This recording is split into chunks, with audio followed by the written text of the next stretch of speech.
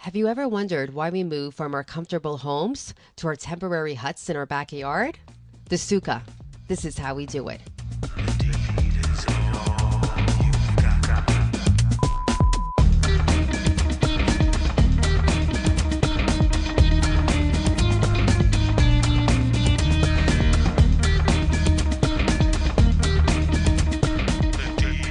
It says in the Torah that you should sit in the sukkah for 7 days.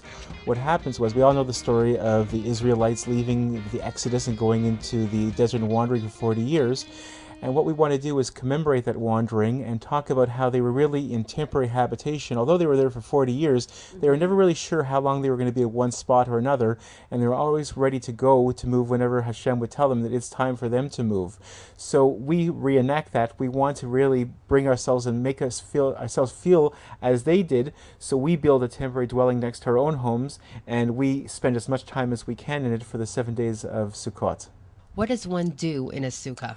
I would think that for me there's three basic things. You eat some more, and then you eat again. It's basically, a lot of it is eating and entertaining. I mean, what's amazing is that in my particular sukkah, I built it, as I mentioned, from the wood. Our table is a picnic table I built a few years ago, but you sort of transform it with the white tablecloth and everything, and you have the candlesticks.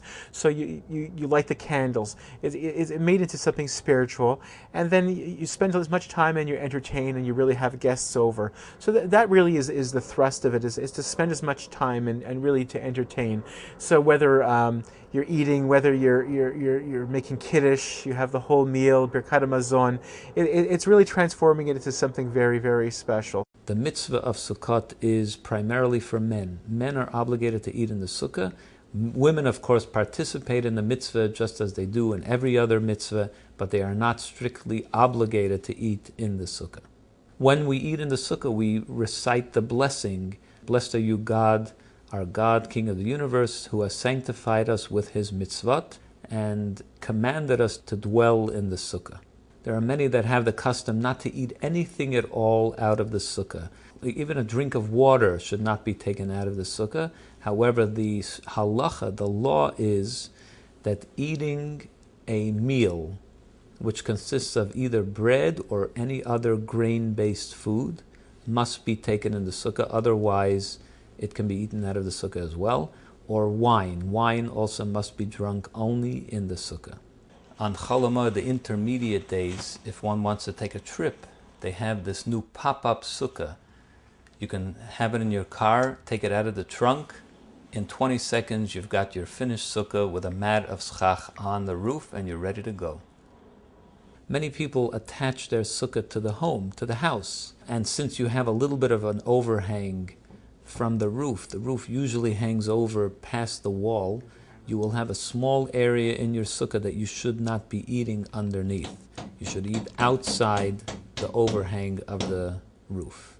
The mitzvah of eating the sukkah is for 7 days. For 7 days, whenever we eat in the sukkah. However, on the first night and on the second night of Sukkot, it is an obligation that one must go into the sukkah to eat at least an ounce of bread or challah.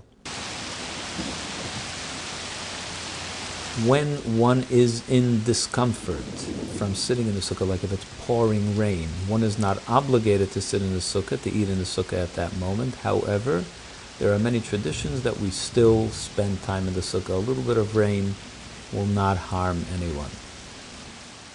The law does say that one should sleep in the sukkah. However, many, if not most, of the Jewish traditions are that we do not sleep in the sukkah. I've never done it really because of the climate that we live in, but it is done in more temperate areas.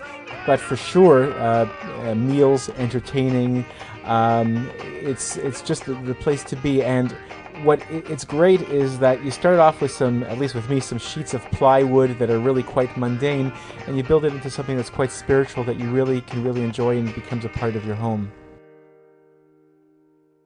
Many have the custom to decorate the sukkah with all types of different decorations. Children draw pictures or make different macrames and different types of decorations for the sukkah, while others have the custom not to decorate the sukkah because the sukkah in itself is the beauty of the mitzvah. they feel that the sukkah itself has enough inherent, let's say, transcendental value that they don't really want to put anything on it. But my tradition is actually to put decorations on. So like anything else now, you can go into the store and buy decorations. When I was growing up, the vast majority was a lot more popular than is you would get Rosh Hashanah cards that you would actually put on the walls, and that's what I remember growing up. Now, you can, as you can see on the walls here, we have some laminated different decorations that are related to the holiday. I try not to put up too much because, like anything else, you can verge into the area of tackiness if there's too much. I have a good friend, and what he does is there's seven different species that are important, such as wheat and barley and dates and